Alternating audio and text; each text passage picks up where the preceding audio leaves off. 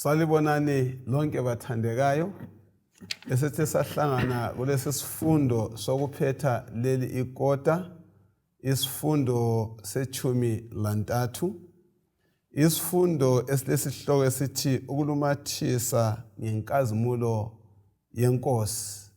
Okhuluma lani umfundisi uGresham Mlilo. Ngizanxusa engilabana baziveze. Salubonani mahlabezulu.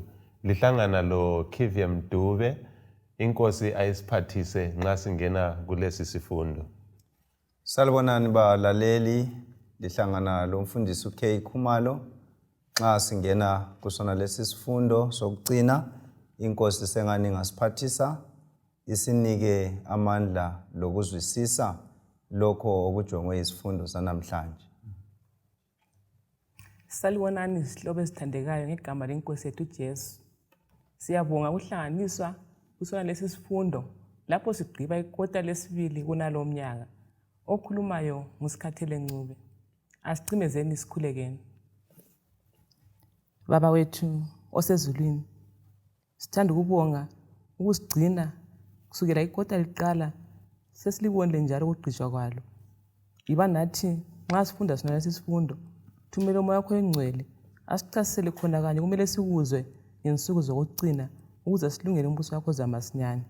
Ngayo Jesu ngiyakhuleka, amen. Amen. Siyabonga njalo bathandekayo thina esiphambili lapha sonke silamukela kuyo yonke imango elikuyo. Kungumthandazo wethu kubana uNkulunkulu abe esiphathisile uma besidawula phakathi kohambo lwesifundo lese besithatha udaba lezingilosi ezintathu. Isifundo besithatha sithinta kakhulu impi phakathi kaKristu njo loSathane. Namhlanje ke siyaphetha ke likota siphetha ngokukhangela inkazimulo kumbe ukulunyathiswa ngenkazimulo yenkosi. Ngizakucela bana sifunde injini yokufunda kwekhanda uSamulo 18 ivesi ngeka1. Sambulo 18 ivesi ngelika1. Emva kwalokhu ngabona enye ingilosi isehla ivela ezulwini. Yayilamandla amakhulu, njalo umhlaba wakhanyiswa yikukhazimula kwayo. Siyabonga. Ivesi lethuthana emva kwalokhu. Ngabona enye ungemva kwalokhu engake sitshoni. Emva kwalokhu ngabona esinye isithunywa sisehla sivela ezulwini. Silamandla amanjani? Amakhulu. Umhlaba walunyathiswa ngenkazimulo kabani kaNkulunkulu. Asike siqathanise injana yokufunda kwethu kwekhanda laleli ivesi sikhangela lo ngemva kwalokhu ukuthi kulezehlakalo bani ezikhunywa ngazo la. Mfundisi, khonapho nxa uthinta ngicabanga ukuthi khona nxa sikhuluma ngokulumathisa uthi kuye kumnyama. Umhlaba umnyama uthe kutshu. Umnyama ngani ngezinto ezenzakalayo. Sithola inzondano, ubugebengu obuphezulu, imikhuhlane engelaphekiyo. Wonke lezi zimpi sesithola ke ingilosi le isiza ngamandla amakhulu ikulumathisa umhlaba iletha inkazimulo kaNkulunkulu. Engicabanga ukuthi khona mhlawumbe omunye secabanga ukuthi kuzakwehla ingilosi ngokwayo igijima umhlaba wonke. Sakuthola ke esifundweni ukuthi hatshi nxa sikhuluma ngayina le inkazimulo ngayina le ingilosi sikhuluma ngesithunywa. Ende isithunywa kasikho esinye sedlula umKristu uphila ngensuku zanamhlanje. Okunye khona lapho esikunanzelelayo yikuthi ingilosi leyi iza ilamandla ukulumathisa kumbe ukukhanyisa iqiniso leBhayibhili eliyabe selibekwe phansi ngaleso sikhathi. Ngoba ithi ngemva kwalokho so izehlakalo ezazenzakele ngemuva izehlakalo lapho ke iqiniso leBhayibhili elase lingasalandelwa ensukwini zokucina kodwa sokulandelwa ezinye imfundiso siyabe siza kubona esifundweni laphana. So ingilosi le ibuya ukuzekhanyisa ngamandla ukuthi iqiniso leliyana likhanye futhi ukwenzela ukuthi kube clear kube sobala kuye wonke umuntu ukuthi umuntu ayenze isinqumo azikhethele abe funa ukukhetha ngaleso sikhathi. Siyabonga. Kuyini sibili okumele sikuqaphele ubana kwenzeke endabeni lezi bathandekayo? Sizananzelela ukuthi kulezinto esikhangelele ukuthi ziza kwenzakala ma sifunda izwi lenkosi nxa sikhangele ukuphetha kwesikhathi. Ekupheleni kwesikhathi kuza kuba lokuhlubuka okuthize.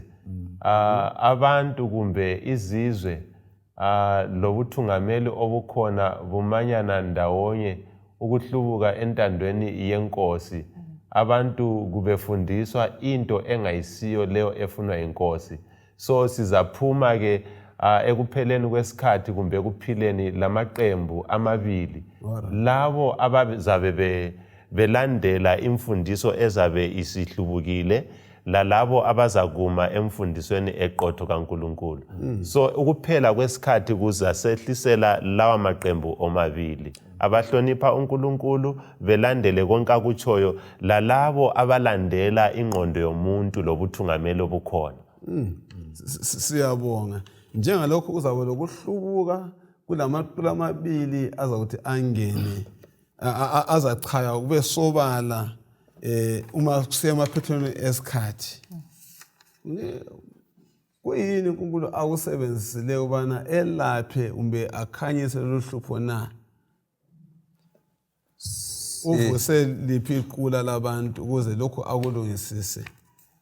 Singakhangela ekucineni kwesikhathi nxa izikhathi zilokhe zisiza zisedlula ekucineni kwaso isikhathi ekupheleni uNkulunkulu uzaba leqembu elizakuma limela ukuthi kuchunyelwe ivangeli kumbe elizakuma liphakamisa isimilo sikaNkulunkulu.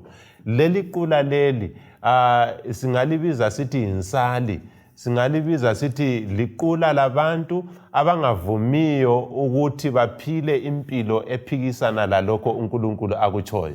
Le insali leyi ngabantu abathembakeleyo ezwini lenkosi abagcina umthetho wenkosi lobufakazi bukaJesu. Bazavuswa nguNkulunkulu abaphe amandla lomoya baphakame ukuhambisa ivangeli emhlabeni wonke. Ngabantu abaza kusetshenziswa nxa kukhulunywa lapha ngengilosi lokukhanya okukhulu. Ingilosi nxa sifunda encwadini yesiprofeti asisoze siyibone ingilosi iphuma ivela ezulwini. Ingilosi imelelwe ngabantu abavumayo ukuthunywa nguNkulunkulu ngoba ibala elithi ingilosi litsho kuphela ukuthi imessenger, isithunywa. So uNkulunkulu nxa ekhuluma esebenzisa isiprofeti efaka ingilosi ukhuluma ngabantu abaza kuba khona ekupheleni kwesikhathi abavumayo ukuthunywa ukuhambisa intando kaNkulunkulu behambisa ivangeli. Ngezinye indlela uthinta udube lapha. Leli qula lizabe lilimukile udaba lwengilosi ezintathu. Lapho ingilosi zimemezela ukuthi khona simesabe uNkulunkulu, simkhonze yena wadala izulu lomhlaba lemithombo yamanzi. Ngezinye indlela owamukeleyo ngokuphelela uyangena kuleli qula eliyilo sizalibona kuSambulo 18 verse 1 lapha. Siyabonga. Kuningi sikukhangele esifundweni salamhlanje bathandekayo nxa ngilalele Kevin ekhuluma phakathi kwethu la lezikhulumi zonke ezikhulumileyo kunilethela umbono ukuthi amaqiniso kaNkulunkulu ngawatshintshi. Njalo Uthi yena uJehova uza kuvusa insali yakhe eza kukhanyisela umhlaba wonke njengalokho sifunda namhlanje. Ungakhangela embalini yeBhayibheli kusukela isono sangena uJehova ubeleqiniso ukuthi la nxa umhlaba usuhlanhlathe kangakanani kumele kube khona ingcosana yabantu abasala bemela ini iqiniso. Ngesikhathi sikaNoah abaningi bahlanhlatha bathi kwasala uNoah. Wavusa uAbraham bana la enze into efana nayo. Wavusa uIsrael bana enze into efana nayo. Okwamanje isikhathi sokugoqa lumhlaba uwenza wabasobana uJehova umise insali yakhe ukubana layo ilethe lokho kukhanya imelane lokungcola okungenayo ezwini kaNkulunkulu. Siyaphambili bathandekayo ngokukhangela lezi zinto ezenzakala ngesikhathi sokugcina. Akusifundele incwadi yabaseThesalonika bokuqala ngo5 ivesi ka1 imele ifika ku6 kodwa sabona singayiqinisa kubani. AbaseThesalonika bokuqala 5 ivesi ngeka1 sisiya ku6 ithi yona lapha, bazalwane mayelana lezikhathi lezinsuku akusweleki ukuba sililobele, ngoba likwazi kuhle ukuthi usuku lwenkosi luzafika njengesela ebusuku. Abantu besathi ukuthula lokuvikeleka, incithakalo izakwehlela phezu kwabo ngokujuma, njengomhelo wesifazana ozithweleyo, njalo kabayi kuphunyuka. Verse 4, kodwa lina bazalwane kalikho emnyameni, ukuba usuku lolu lulijume njengesela. Lonke lingamadodana okukhanya lamadodana emini, kasisibo bobusuku loba abomnyama. Verse 6, ngakho kasingafani labanye abaleleyo, kodwa kasiphaphameni njalo sizithibe. Nxa silalela amavesi la ikakhulu sikhangelane njengona sitshilo ukuthi zinsuku zokugcina lezi. Lapha impi siyafika emaphethelweni kakhumalo. Sizwa uPaul exwayisa esithini maqondana lembali yesikhathi sokugcina na kula amavesi. Kulento ezimbala phose singazithinta la. Okunye engikuthola laphana uPaul uthi khona njengabazalwane sifanele ukuphaphama silinde. Sisilinde ngokukhuleka. So uPaul uthi khona ukukulungiselela lezi zikhathi ezizayo ezinzima kufanele abazalwane siphaphame siqonde. Silinde ngokukhuleka. Ukhona lokwengeza kulokho umbona uqamba into eziningi lapha. Uthintile ukuthi khona lolu suku lwenkosi luza kufika njengesela. Kodwa ukuthi khona asikwazi ngalo. Ngoba njengesela siyakwazi ukuthi amasela khona. Kodwa ukuthi afika nini kasikwazi. But kuthiwa thina silenhlanhla ngoba sesikwazi phambili ukuthi khona usuku lwenkosi liyeza. Ngakho kuyasikhuthaza ukuthi khona sihlale singabalungileyo. Elesikhiwa lithi khona sibe sober minded. Ngezinye indlela ngicabanga ukuthi khona kwawomoya kumele sihlale singabantu abazilungiseleleyo ngoba sisazi isikhathi. Nxa uthiwa afika njengesela kuba ibusela emuntwini onjani. Ukhumalo ufake wathona sihlale siqaphele ngemithandazo. Sifundile iviki elidlulileyo ukuthi izehlakalo zesikhathi sokugcina nxa zisiza kulabo abakholwayo, kulabo abaphila ngobuqotho, kubo kakulanto ezabajuma.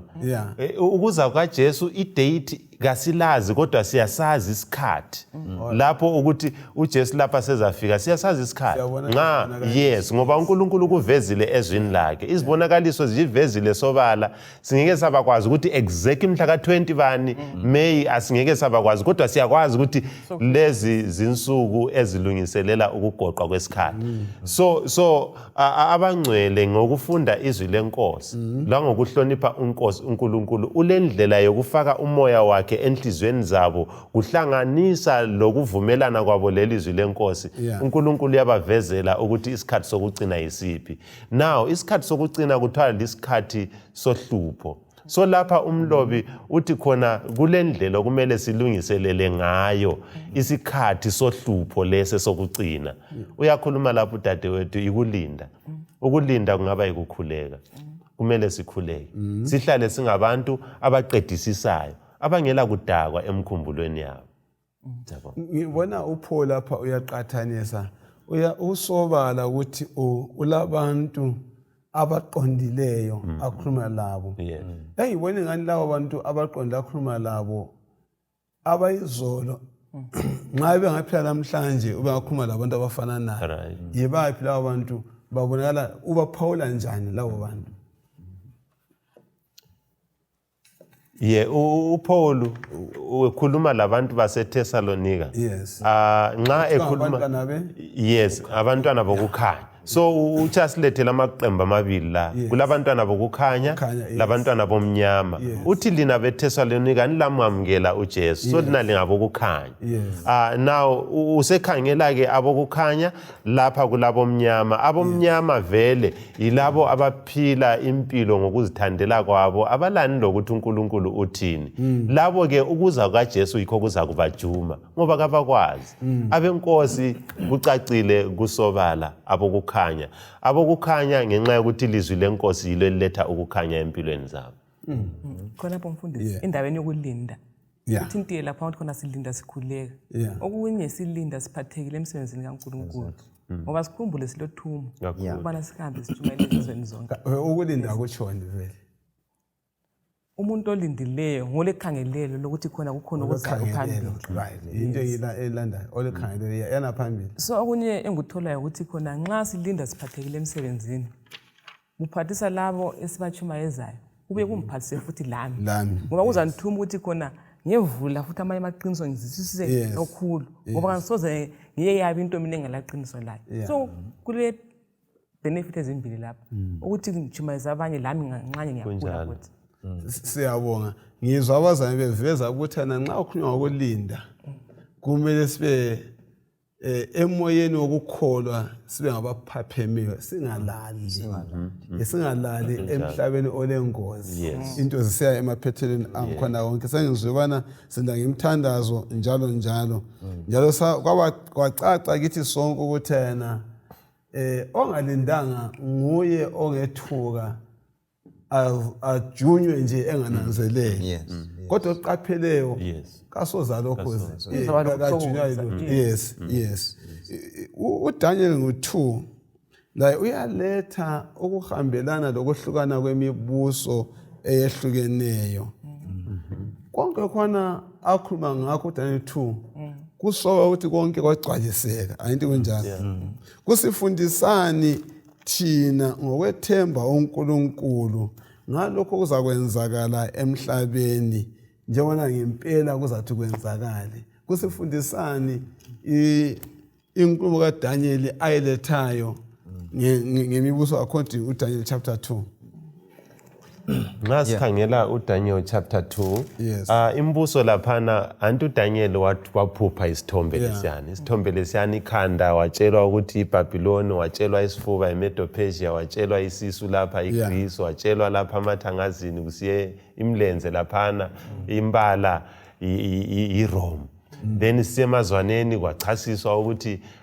ngumbuso weRoma ohlangene imbuso yabisihlangene eminingi laphana kusiyabonakala ilitshe lichaya emazwaneni konke lokhuyana kugcwaliseka njengokuba kwalotshwa thina kathesi kulula ukuthi sibekwazi ukuthi uJesu uthe ezalwa kube kuvele kubusa umbuso weRoma njalo yiwo umbuso kathesi osekucineni usekucineni njalo siyakwazi ukuthi thina siphila ngensuku zemazwaneni ekucineni so khonoko kusitshela ukuthi siphila ngensuku zokucina nxa uNkulunkulu wathembakala ngendlela elamandla angako kusukusela ngo605 khona ngale BC khathesi ngo2023 sikhuluma nge-more than 2500 years konke kwenzakala exactly njengoba kwabekwa kuthi ukuthi khonokho kutshe kusivezele uthembakele uThixo nxa esithi insuku zokucina ziyabuya akusela sizatho sokumthandabuza ngoba konke wakuchasisa kwenzakala kanjalo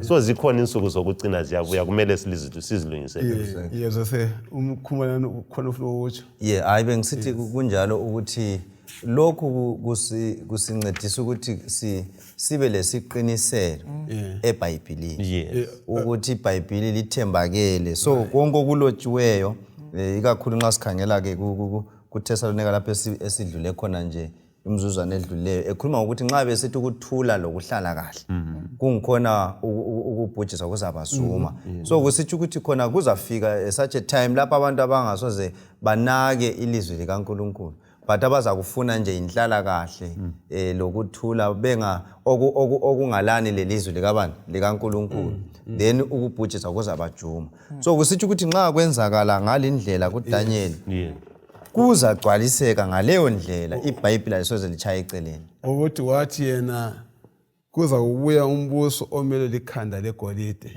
iBhabhiloni. Ngemva kuza kubuya umbuso wamaMede amaPersians. Ngemva kuza kubuya umbuso wamaGreek. Kuyobuya umbuso wensimbi, hayi uyechithakana uyedabukana phakathi lwana. Konke nxa kulandela kwathi khoqo. Yes. Kawuzange kuphambanisa ukuthi kusuke umbuso weBhabhiloni kuyengena umbuso wensimbi. Kwalandelana. Bathandekayo, nxa silalele izikhulumi ziletha la, iBhayibhili liqotho bathandekayo. Kuhle bona lathi silinde ngokuqaphela singazunywa ukuphela kwesikhathi. Ngoba isikhathi sizanjani sizakuphela. Ya. uPaul uthi singalali njengoba banjani abalalayo. Yekela ngiphinde njalo. Kutshoni khonokho. Singazi kanjani ukuthi kasilalanga uma silele, kuyini ongasenza siphaphame? Ya mbona ngani sesike sakuthinta ikakhulu nxa uPaul ekhangele laphana ukuthi singalali kodwa sibe soba, ngamanye amazwi njalo silinde. Kuyabe kusithi ukuthi khona sazi izikhathi. Sibe njengamadodana kaIsakhaya ngale ku Old Testament ukuthi babe sazi izikhathi ukubana nxa siphila sazi ukuthi ama events nxa esenzakala asikhomba nga singabi mhlawumbe ngabababazayo lathi ndawonye lomhlaba, kodwa thina kumele sazi ukuthi lokho kutsho ukuza kwenkosi ngoba siyabe sifundile eBhayibhelini. So ukungalali kuyabe sokusithi ukuthi khona sibala iBhayibheli. Singalibali kuphela kodwa sikhuleke. Singakhuleki kuphela kodwa sikwabela abanye khona lokho esiyabe sesikufundile. So yikuba active ukubana singalali at the same time siqaphele izikhathi. Siyabonga lizakhumbula ukubana kuvikela iphelileyo nxa bekade kufundwa. Into ebivele ihlupha kakhulu izinto eziza zingaqotho ziphambule amaqiniso njani eBhayibheli. Ngiyabonga lokho lokutshoyo bona kasani sinjani siqaphele sifunde eBhayibheli silabe kwabanengi. Ngifuna sikhangele okunye kwangikhona yebo kumele sikhuleke. Onye kwangikhona bengikhangela ubana ngizawuzwa ukhumula sethinta ngakho ukuthi leli iBhayibheli silikholwa ngenxa yeqiniso elinjani elilalo. Yes, asikhangela amavesi la athinta indaba yeqiniso ukwenza ukuthi singaphanjulwa izinto zamanga. Ngoba uSathane uphathekile kangaka ukuthi kungafaka lokho kaNkulunkulu la yafaka kwakhe eceleni. Akumfundele uJohane ngo8:32 lo John 7:17 lo 17:17. uJohn 8:32 uthi yena lapha, ngakho ke lizalazi iqiniso njalo iqiniso liza kulikhulula. Chapter 7:17 kaJohn abesesithi yena, uma umuntu ekhetha ukwenza intando kaNkulunkulu uzabona ingabe imfundiso yami ivela kuNkulunkulu loba ngiyazikhulumela. Chapter 17 verse 17 ithi yona lapha, bangcwelise ngalo iqiniso, ilizwi lakho liliqiniso. Ilizwi lakho bangcwelise ngalo ini? Iqiniso. Ngoba ilizwi lakho linjani? Liliqiniso. Kulesithembiso bani esiziphiwa nguJesu Kristu maqondana lokwazi iqiniso? Kakhulu sikhangela lesikhathi sokugcina. Kulesithembiso bani khonapha? Njalo futhi leli qiniso singalifumana ngaphi? Iqiniso mfundisi ngithola ukuthi khona ikwazi uNkulunkulu owadala izulu nomhlaba. Alright. Lokulandela izimiso zakhe ezingumthetho wakhe. Okay. Esithola Exodus 20. Kulobuhle ekugcineni iqiniso. Njengoba esitsho amavesi ukuthi khona lizakwazi iqiniso njalo iqiniso liza kulikhulula. Iqiniso vele ngananzela umhlaba esiphila kiyo ulezinto eziningi ezifikayo. Kulamanga amaningi uSathane awahlanyelayo. Ahlanyela kwezenkolo, ahlanyele ngisho ungananzelela abanye bakukholwa ukuthi khona abantu abafileyo balamandla ukubana bavuke babancedise. Kodwa ke uzathola ukuthi khona nxa unamathele eBhayibhelini eliyilo insika yeqiniso, uzawuthola amaqiniso ayiwo aqotho akuvezelayo ukuthi hatshi abafileyo abazi lutho. Labo balindeleni usuku lokuvuka lapha bazakuthoniswa khona. Nxa benze kuhle besiya ekuphileni okungapheliyo, nxa njalo bengenzanga kuhle besiya ekubhujisweni. So ke iqiniso liyakhulula. Siphinde njalo insika yeqiniso yikuyini? Libhayibhili. Njalo usitshilo ukuthi ukuze ngifumane lelo qiniso lifumana ngaphi? eBhayibhelini. Ngibona ngani kuqhakathekile ukuthi umuntu wonke ozibuza ukuthi umKristu aphile ngeBhayibheli. Ufuna ukuthini Ncube? Hayi, okunye esingakufumana kusincedisa ngokufunda izwi lenkosi ukuthi amanga abhoda umhlaba wonke kangaka. Asisiza kuphepha kuwo. Ngeke sikhohliseke lula nxa sifundile izwi lenkosi elithembakeleyo. Singakhangela ingilosi yesibili. Ingilosi yesibili iza kithi isivezela igqugquzela ukuthi samukele imfundiso eqotho esezwini lenkosi ukuze siphephe emangeni. Ingilosi yesibili iyaveza laphana ukuthi kuyabekwa lapha imbhalo, kubekwe lapha imfundiso yabantu. So ukufunda izwi lenkosi kuzasincedisa ukwenelisa ukuzwa ukuthi uNkulunkulu yena uthini, umuntu uthini. Ngoba imfundiso yabantu nxa isikhuluma ukudlula izwi lenkosi sokumele sazi ukuthi lokhu kumele sikunqabele lokho. Yekupho kolutshwana esingakubamba njalo kosuhle watsho ukuthi iyasifundisa ukuthi sithini. Kulokhuthazo bani oliphiwa eBhayibhelini nguNkulunkulu ubana thina silwenze. Usikhuthaza ubana senzeni eBhayibhelini? Thina njengoluntu kumbe ngithi njengamaKristu asemzwisile uKristu asezwisa iBhayibheli kumele siphile ngeqiniso. Ngoba akula ngenye indlela lapho esingawulumathisa umhlaba lo ngathi sikhangela indlela yokwazi ngekhanda esithe khona thina ukulumathisa kwakhona kuza ngesimilo samaKristu azabephila ngesikhathi sona leso. So ke udinga ukuthi thina esiphila kathesi siphile ngalo lelo qiniso, siphile ngeBhayibheli. Awula indlela esingayaba ngalo iqiniso edlula ukuliphila. Ukhona ngabale impendulo njalo siyaphambili ukwamukela iqiniso kusiphathisa ngaphi khonapho? Isixwayiso esisiphathisa ngaphi? Ukwamukela iqiniso kuyasixwayisa ukuthi sinanzelele singakhonzi isilo. Singalandeli isilo. Lemkhuba yakhona. Kuyasinikeza that warning ukuthi isilo isilo sifundile iviki ephelileyo ukuthi isilo lapha sikhangele umbuso wezombangazwe uhlangana futhi lezenkolo, the political and religious power. So uba isilo lesiyana. So isilo lesi siphuma lemkhuba lemthetho ibeka phambi kwabantu ukuthi abantu kumele baphile belandela khonokho. So izwi lenkosi ke liyasipha lapha ingilosi yesithathu ukuthi lingavumi khonokho. Ukhona ukukhuluma mntana?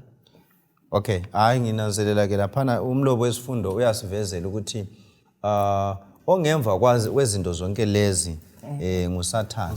So uyabeletha ke inkohliso, deception, ukuthi khona alethe okuseduze leqiniso. Ukuthi khona ke kulethe ke ukusanganiseka ebantwini. Kodwa iBhayibheli singanamathela kiyo izasincedisa ke ukuthi khona sinjani siphange sikubona ukuthi hayi lokho kayisikho okuvela ngaphi, okuvela kuNkulunkulu, lokho ngokunye okuseceleni. Njobana esekulethile laphana uDube ukuthi umlobi lapha uyaveza ukuthi khona kusambulo lapha kule mpikiswane ekhona.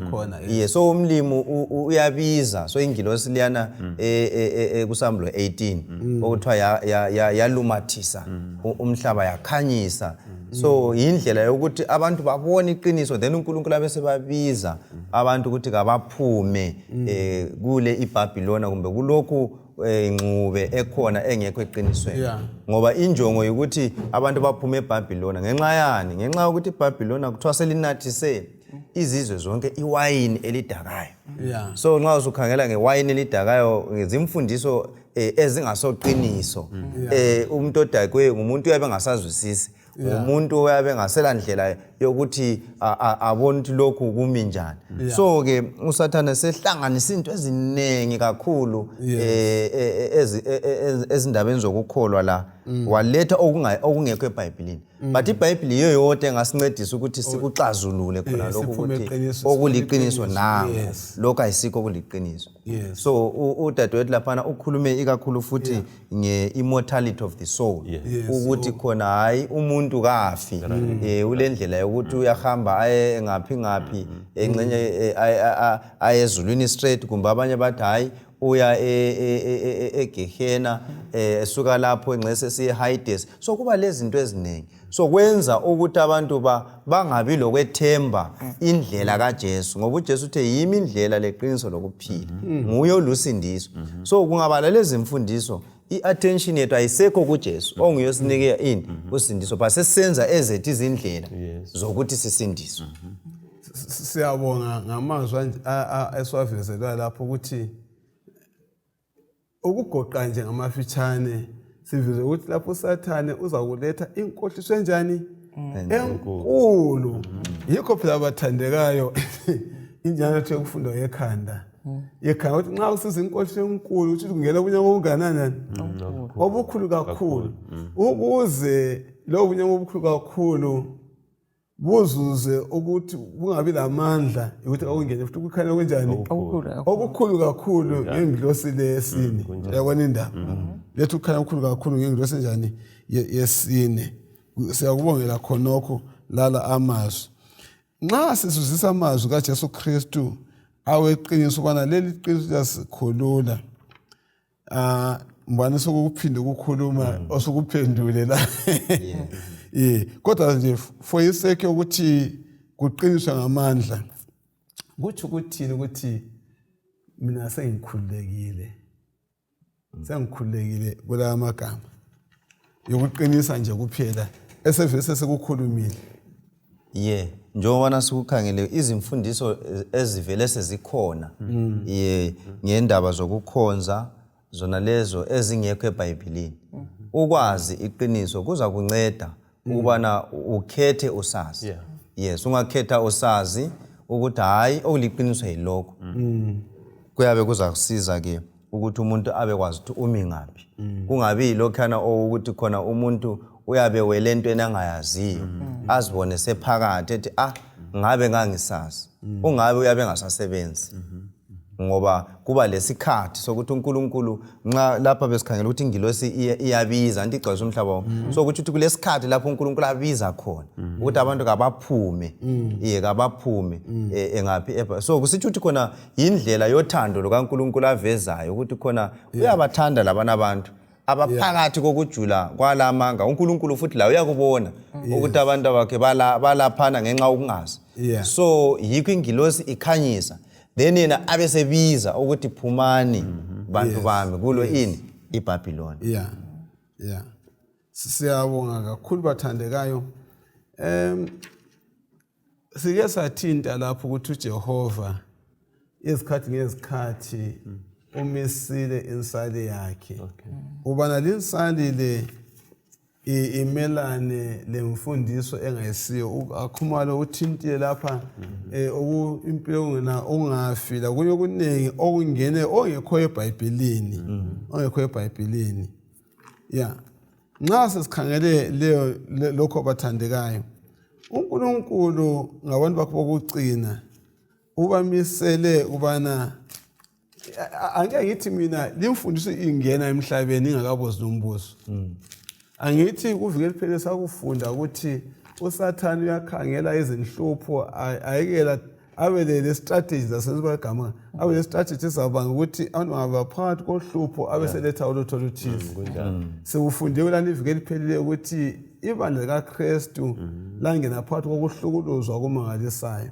Kwavela uConstantine weza sengani uyimpendulo kanti uzengena futhi ethwele yini imfundiso engayisiyo. Kulapho ufe khona abantu abaningi from 538 BC lanxa kuye ngapha kufa abantu abaningi kakhulu siyafika ku 1798 70 BC AD yeah kufa abantu abaningi kakhulu. Kodwa yilesi sikhathi futhi kuvela amadoda aqabana avuselele oJohn Huss, oJerome, oWycliffe labanye abaningi kusiya phambili. Namhlanje ngibonani umsebenzi lo ofana nayo lokhu uqhubela phambili umi njani okuvuselela? Yes, siyabonga mfundisi ngoba sinanzela khona lapho singasukela khona lapho ukuthi njengoba sokulethile imfundiso eziningi zangena ezazingayamanga ngapi eBhayibhelini. Yes. So kwase uNkulunkulu wayelabantu abaphikayo ukuthi balethe ukuvuselelwa ngoba at the same time abanengi belandela imfundiso liyane ngasoqiniso kwakukhona ababebambelele ngapi eqinisweni lanxa kwakulokubulawa esingathi thina yi-persecution. So ke lalesi sikhathi uNkulunkulu lokho ekhangelele ukuthi ukuvuselelwa lokho esingathi i-reformation iqhubekele phambili ngoba lezo zimfundiso ezangena ngalesi sikhathi angithi zilokhe ziqhubeka. Ongaphawula kabili kathathu kumbe omunye phakathi kwethu ahla sivezele isimilo esithi nama-characteristics alabantu ababereforma ukuthi kanti vele bona babe ngabantu abanjani. Okay, so okunye kwangikhona kubani? Okay, yeah. Yes, khona phana kungezelela kukhumalo siphendula umbuzo laphana. Lizananzelela ukuthi kulamadoda ayekhangelane like sikhulume ngoMartin Luther. Owathi ekhangela indaba yelizwi lenkosi wananzelela ukuthi hayi usindiswa lusetshenzelwa ukuthi umuntu asindiswe. Umuntu kumele amukele uJesu owafa esiphambanweni ngokukholwa. Engamamukela uJesu sethethelela izono. uKristu waba ngumthombo Yes. So zinengi ke izinto amadoda lawa ayekhuluma ngazo. Abasafika ngabona ezingeni lonke lokuthi bakuqedisise ukuphuma emfundisweni zamanga belandela imfundiso eziqotho. Kuthe sebefile uzananzelela ukuthi ngemva ka1844 ngemva kokudana okukhulu laphana uNkulunkulu wayelokhe ekhangelele ukuthi avuse abantu abazaqhubekisela phambili imvuselelo. So imvuselelo iyaqala ayizange yapheleliswa. uNkulunkulu ukhangelele ukuthi kube lequla labantu abazayiqhubekisela phambili. Ungakhangela kusukisela kuyona leyani generation sikhuluma lapha abo 16th century 17th century sokusiza ngapha ku 18th century uNkulunkulu sekhangelele abantu baqhubekisele phambili betshela abantu ukuthi umzimba lo litempeli kaNkulunkulu. Emuva ngalabantu bebesidla abakuthandayo benatha abakuthandayo but ngokuya kwesikhathi kwabuya ukwambulelwa ukuthi hayi asiphongudla nje. Abantu bangikhona beqondiswa ekudleni, beqondiswa ezokugqoka, beqondiswa ezokunatha, beqondiswa ezokuthi usuku lwenkosi oluqotho kumele sikhonze ngalo yiluphi. uNkulunkulu uvusikeleke iqembu eliqhubekisela phambili liveza okuyikho kumele sikulandele kulalokho okuyabe kumisiwe kukhona. So engikutholayo futhi ukuthi khona iqembu leli awula lapha elike lafa khona. Isigaba zonke zokuphila kusukisela emuva khona lizahlala likhona leli qembu. And njalo unye ngikutholayo ukuthi khona amandla yowathatha kuJesu Kristu. Nxa sifunda futhi khona phana kuMathewu 10 evesi lika1 sithola uJesu nxa ebiza abafundi bakhe abali12 kuthiwa khona wabanika amandla phezu komoya ababi ukuba bawakhuphe lamandla okusilisa izifo zonke lemikhuhlane. So siyananzela indaba yamandla la. Even la uSiyambulo 18 verse 1. Lesi sithunywe senza silamandla. So indaba eyiyo emqoka sithola ukuthi khona leli qula eliyilo liza kuphuthisa umsebenzi lizabe lamandla and amandla ngikhona awula lapha lingathatha khona ngaphandle kwaJesu Kristu. Ivesi oyicho uJohane ngo18 verse ka1 ithinta izinto ezintathu uJohane akhuluma ngazo. Usithinta onye kwangikhona ngamandla okunye ngaba yikuyini ukhumalo besakhuluma ukuqala sazange wayiqeda inqumo yakhe Okay. Hayi kuthi sekuze kwalokhuza uDube uhle wakuthinta laphana ukuthi amaqiniso ayekade anyathezelwe eqiniswa ngoJesu ngoba zakhangela isikhathi siyana sika 538 to 1798 lapho esikhulume ngakho even la ku last week lapho sikhangela iphaphasi umbuso ohlanganisa ezembusazwe lenkolo wafaka lezi izinto eziningi kugoqela ke ukukhonza ngesonto so konke lokhana kwaye lokho kucicha ebantwini abanengi but babe khona ensali eyayilokho ibambelele ngapi eqinisweni lika linjobana linjalo so Isaiah chapter 14 uthiwa uchasisa ke iqula lo lesikhuluma ngalo labantu abazasala bebambelele emthethweni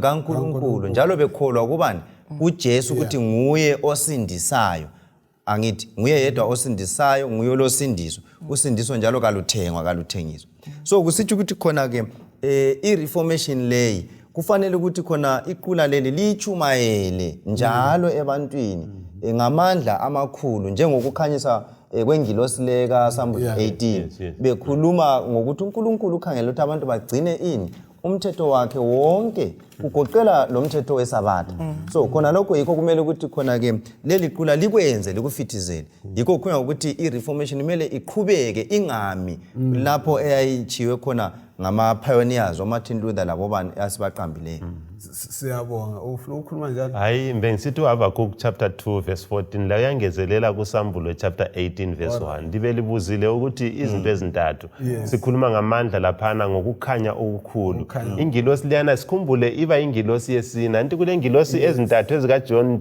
ezika Revelation chapter 14 le ibuya isiba ingilosi yesine ingilosi le ibuya yona ilokukhanya okukhulu ngamandla amakhulu ikhanyisa umhlaba ungakhangela kuHabakuk 2 verse 14 la uyagcizelela ukuthi kuthiwa ngoba umhlaba uzagcwala ngokwazi udumo lukaJehova njengamanzi egcwalisa ulwandle lokhu bazalwane izihlobo ezithandekayo isithembiso sikaNkulunkulu okhuluma yonke into kungela ngitsho okukodwa kuwela phansi uyaveza ukuthi ngensuku zokucina umhlaba lo uzagcwaliswa inkazimulo yakhe kuzaba lequla labantu okuzamela abawuphatha umsebenzi wokuchunyelwa kwevangeli by the way ukwakhuluma ngokuthi ingilosi uthe ngobani ingilosi sithe isithunywa messenger yes so inga kuthiwa ingilosi iphuma ivela emkhathini ivela ezulwini siyakhumbula thina ukuthi ezwini lesiprofeti ingilosi imela isithunywa so abantu nxa bephethe ivangeli leli bechumayela emhlabeni wonke bayizithunywa angelos isithunywa messenger so uNkulunkulu usebenzisa ukuthi ingilosi lululimi lwakhe lokuthi yizithunywa eziphethe umsebenzi wakhe siyabona wathi ngibambe lokho esesisawuthinta okokuqala sithe laba bantu izimilo zabo ziba nje ukuthi laba bantu okubenza basebenza ngamandla ukuthi ngabantu abakholwe ukuthi umthombo wokukholwa kwabo nguJesu Kristu kabayi kuKristu basindiswa nguKristu akhona via oluyolutho isikhali sesibili abalaso liBhayibheli lethu kunjalo iBhayibheli labesungu bathana balisebenzisa abayicreed yabo akukho okunye now ucina kathesi ngengilosi ekhanyisa ngokukhanya okukhulu akusifundele amavesi angana ahambelana lapha sezukuthi ahambelana njani le ndaba yenkazimulo enkulu egcwalisa umhlaba wonke echazwe kuSambulo 18 verse ka1 uSambulo 4 verse ka11 uSambulo 5 verse ka12 asike siwabala ngokuphangisa ngiyafunda uSambulo 4 verse 11 ifunda kanje ufanele Nkosi yethu lo Nkulunkulu wethu ukwamukela udumo lenhlonipho kanye lamandla ngoba wena wadala izinto zonke njalo zadalwa ngentando yakho njalo zilabo ubukhona bazo uchapter 5 iverse ngu12 ithi yona lifanele uthi zahlabela ngamazwi aphezulu zisithi lifanele iwundlu elabulawayo ukwamukela lamandla amandla lenotho lenhlakanipho lokuqina lodumo lenkazimulo kanye lokudunyiswa Uchapter 19 iverse ngu-1 ifunda kanje, emva lokhu ngezwa umsindo onjengokuhlokoma kwexuku elikhulu ezulwini limemeza lisithi haleluya, usindiso lodumo lamandla ngokukaNkulunkulu wethu. U21 verse 26 ithi yona lapha, inkazimulo lodumo lwezizwe kuzalethwa kulo. Magama bani athanda ukuhambelana kula mavesi evumelana lo Psalm 18 verse nga-1. Lapha kukhulunywa ngobukhosi kumbe udumo kumbe inkazimulo kaNkulunkulu. Wonke athinta inkazimulo kaNkulunkulu ukuthi yena nguyofanele inkazimulo. Now inkazimulo le esikhuluma ngayo lapha isimilo sakhe. Inkazimulo kaNkulunkulu yani. Okay. Yes, so okunye engunanzela khona phana ukuthi impikiswano ke leyi enkulu leyi esiphakathi kwayo. uPsalm 18 ngale ukhuluma ngokuthi inkazimulo kaNkulunkulu izagcwala emhlabeni wonke. So kuthi ukuthi leli qembu esikhulume ngalo ligcina umthetho kaNkulunkulu bekholwa kuJesu bazabe bechumayela bephakamisa uJesu. Bemnika ubukhosi obumfaneleyo. Unlike ukuphakamisa omunye umuntu enguye onika usindiso. So ngapha kulama verse lawo aphakamisa uJesu ngoba verse liyani ikhuluma ukuthi lifanele iwundlu. So kusitsho ukuthi ama verse la lokuhambelana ngengqondo yokuthi khona wonke asitshengisa ukuthi umuntu okumele aphiwe udumo, njalo umuntu okumele achunyayelwe ebantwini, njalo umuntu ovele zakhanyisa umhlaba nguJesu. Kanti vele uSathana wayetheni okwenza kuyephuma amagama esikhuluma wona la. Kuyini uSathana ame ngakho? uSathane vele kusukisela emuva wayevele ethethe ingqamu egwaza isimilo sikaNkulunkulu esidabudabula. Uvele ngumuntu othi uNkulunkulu kalunganga, uNkulunkulu locubu uyacindezela, uNkulunkulu lolunya. Now uNkulunkulu kafuna isikhululeke. Manje ke ngemva kokuthi uSathane esetsho njalo, uNkulunkulu yena kazange athanda ukulwa elwisa lokho ukuthi kulamanga. uNkulunkulu waziveza in action ngesenzo sikaJesu. Impilo kaJesu, ukuzalwa kwakhe, impilo yakhe, ukufa kwakhe lokuvuka kwakhe kwenela ukuthi kube inkulumo ekwanileyo kumbe eneleyo ukumelana lenkulumo kaSathane ethi uNkulunkulu kayenzi kahle. Ngezindlela ukudekalayo kithi njengoluntu ukuthi khona siqondise amanga kaSathane nalawo. Siwaqondisa ngani? Ngesimilo. Ngoba kukho kunye okuza lumathisana lomhlaba ngaphandle kwesimilo sikaKristu sibonakala kumaKristu. uMoses wakwadinga ukubona inkazimulo kaJehova. uNkulunkulu wayeveza njani kuMose inkazimulo yakhe? Iyini inkazimulo kaNkulunkulu? Bale sehlela ithinta ngoba kodwa sike sithinti njana kunjalo. Exodus 33 verse 18 kusiya ku-19. Ifunda kanje, uMose wasesithi, ngicela ukuba ungitshengise inkazimulo yakho. uJehova wasesithi, ngizakwenza ubuhle bami budlule phambi kwakho, njalo ngizamemezela ibizo lami uJehova phambi kwakho. Ngizakuba lesihawu kulo engilesihawu kuye, ngibe lesisa kulo engizakuba lesisa kuye. uNkulunkulu umbonisa isimilo sakhe. Esiluthando oluhlengayo. Nansi indaba. Isimilo sakhe esiluthando olunjani? Oluhlengayo. Ukhona lokunye? Lokuthi okunye okumele sikubambe ukuthi iglory kumbe inkazimulo kaNkulunkulu actually yiyo kumele ibonakale. Kungabonakali iglory yomuntu ngoba yona kayisindisi. So nxa umlobi wesifundo yasinika ngaphansi laphana ukuthi khona iglory kaNkulunkulu yiyo enjani ekumele ibonakale njalo iyo eyikulunga kwethu. Ngoba thina kusabale kuzo zonke izinto. Okumele kusabale kuzo zonke izinto. So ukulunga okumele sibe lakho ngokukaNkulunkulu. Hatsho kwethu okokunjani okokuzidingela. Indawo ezikhatha zonke lezi. Now sisikhangela awungifundele uPsalm 12 verse ka3 lo4 lo7. Ivesi ngu-3 kwabuya kwabonakala esinye isibonakaliso ezulwini. Umgobho omkhulukazi obomvu olamakhanda ayisikhombisa lezimpondo ezilithumi kanye lemiqhele eyisikhombisa emakhanda awo. Verse 14. Umsila wawo wakhucula ingxenye yesithathu yezinkanyezi emkhathini waziphosela emhlabeni. Umgobho wema phambi kwesifazana owayezabeletha ukuze kuthi umntwana angazalwa uhle umchwabadele. Amavesi la sanibona abalo lapha asifundisane alendaba bani esingathana isincedise ngokuzwisisa indaba zempi esiphakathi kwayo. Lama vesi esiwafunda lapha ungakhangela akhuluma ngowesifazana, akhuluma ngomgobho, kukhulunywa ngengilosi. So ngamanye amazwi lapha owesifazana lizathola ukuthi umelele olunye ulutho.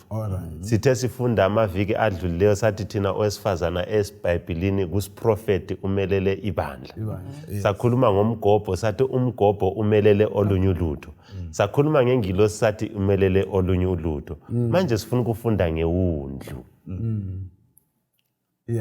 Yes, so sifuna ukufunda ngewundlu zathola ukuthi iBhayibheli lingakhuluma ngemgobho likhulume ngowesifazana likhulume ngengilosi kodwa ayisikho khonokho kodwa kukhona lapho elikhuluma khona ngewundlu. Okay. Yes.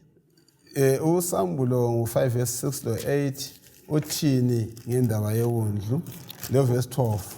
Ngabona iwundlu kukhanya angathi lalibulewe limi ngaphakathi kwesihlalo sobukhosi lizingelezwe izidalwa eziphilayo ezine labadala lalilezi impondo ezisikhombisa lamehlo ayisikhombisa okungomoya abayisikhombisa bakaNkulunkulu abathunyelwe emhlabeni wonke. Uverse 8. Yes. Verse 8 lo 12. Esewuthethe izidalwa ezine eziphilayo labadala abangama-24 bawena phansi phambi kwewundlu. Omunye wabo wayelechacho njalo babephethe imiganu yegolide igcwele impepha eyimikhuleko yabangcwele. Verse 12. Zahlabela ngamazwi aphezulu zisithi lifanele iwundlu elabulawayo. Siyabonga. Ungafunda usambulo 7 verse 17 la uyathinta ini iwundlu. U14 verse 1 la uyathinta ini iwundlu. U15 verse 3 lo 19 verse 7 lo 21 verse 22 23 bonke athinta ini iwundlu sindawonye. Yes. Umfanekiso obani esiufumanayo ngewundlu kungenxa yani likhanya livela kanengi encwadini kaSambulo. Kuyini okwenza livele kanengi ngalo indaba yewundlu? Iwundlu mfundisi ngithola ukuthi khona liveza uthando olumangalisayo. Nxa thina njengoluntu sasiwile kungasafanele siphile sithola iwundlu lesiba umhlatshelo. Sithola futhi umusa omangalisayo ukuthi thina siyizona silakho ukuthi khona nxa sivuma izono zethu sithethelelwe. Yes. Okunye njalo sithola ukuthi khona ngitsho la sekwahlulelweni iwundlu elifananayo yilo futhi elizabe lingumeli wethu. Yes. Ngezinye indlela usindiso lwethu lusobala lululo omangalisayo ngezinye indlela engakusho ngithi. Yes, ngoba nxa sikhangela imbali yewundlu kusukela ekuqaleni ukudatshelweni komhlaba kuze kufike emaphethelweni kwahlulelweni sithola uthando olumangalisayo njalo lisenzela kusiba lula. Siyabonga. Ukhona lokunye ukuthi khona? So iwundlu lingubani? Iwundlu lingubani? Nasi indaba. So nxa ukhangela usambulo usebenzisa isymbolism, imifanekiso. So iwundlu esikhathini esiningi nxa ubuyela ku Old Testament lalisetshenziswa kumihlatshelo. So yikho kusambulo laseBhayibhelini uJesu upicture njengewundlu. Not only iwundlu but the slain lamb. Iwundlu elahlatshwayo. So kusitsho ukuthi ukufa kukaJesu. uJohane wathi embone esizwe papa wathini kanje? Bheka iwundlu likaThixo. Yes, embona uJesu kuJohn chapter 1 verse 29. So uJesu nguyiwundlu. So eliwundlu kodwa enjani elihlatshiweyo. So kusitsho ukuthi indaba yokufa kukaJesu esiphambanweni yiyo enqoba konke. Yiyo impendulo yama accusation mbe yokusola kukaSathane lakho konke akukhuluma amanga ngoJesu. So uyaphendula ku universe aphendule emhlabeni and njalo iwundlu inyamazana harmless. So njoba nechilo dadwethu laphana uveza isimilo sakhe sothando ebantwini bonke. So kusitsho ukuthi indaba controversy kusambulo vele iza nqotshombe inqotshiwe ngani futhi ngewundlu ngoba nguye. So iwundlu uthi yilo eliphakathi naphakathi eliyicenter. Ngawo kuthiwa sikhuluma ngamafilimu ngama-movie nguye umlingiswa oqotho ogwalo lukaSambulo leBhayibheli lonke. Ufuna ukuthi uyaloba omnye umlobo kuthiwa ngu-Angel Rodriguez. Uthi yena iwundlu leli nguJesu. Yes. Nguye okumele ukuthi nxa sizabumba imfundiso yethu yakhelwe kuye. Nxa sizakuba lothumo, uthumo lwethu lwakhele kuye. Nxa umuntu ezasukuma ukuthi achumayele ku-pulpit, echumayela ebandleni, kumele ukuthi intshumayelo yonke igxile kuJesu.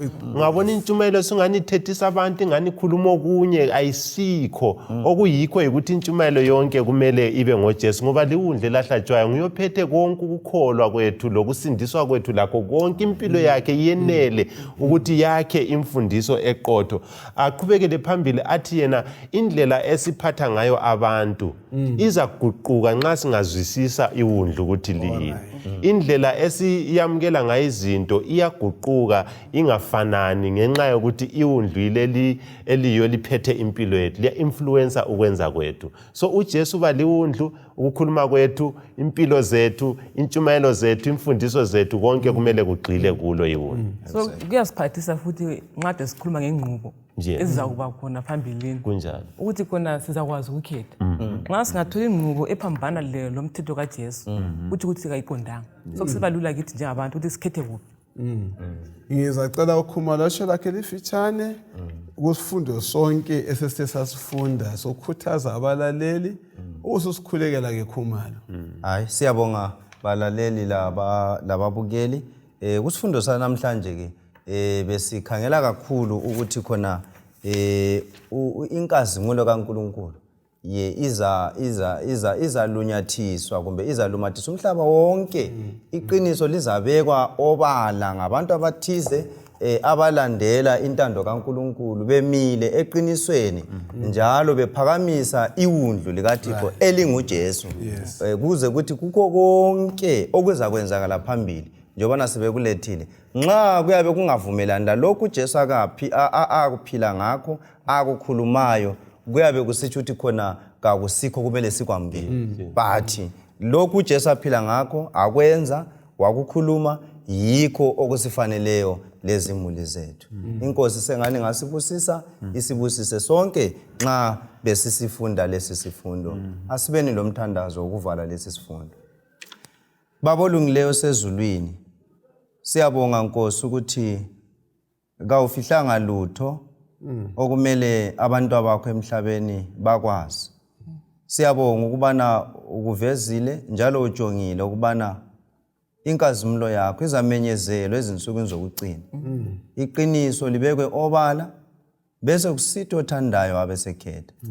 Khulekela umuntu wonke olaleleyo obukeleyo ukubana sinike ingqondo ekhaliphileyo yokufunda izwi lakho lokubona ukubana okuyikho kuliqiniso yikuphi. Bese sikhetha njalo bese sibona iwundlu linguJesu lisincenga lisibiza ukubana siphume kuyo yonke imfundiso engavumelani leBhayibheli. Siyabonga Nkosi sibusise sonke kuze kuthi nxa lezi zinto zizakwenzakala sipha amandla okuma entandweni yakho ukuze kupheleni kwakho konke nxa ususiza uzebutha abantu abakho emhlabeni sonke sisindiswe sithokoze ukuyahlala layo kunaphakade yonke. Lokhu sikukhuleka ngokukholwa langokwethemba kuye uJesu wasifelayo siyakhuleka. Amen.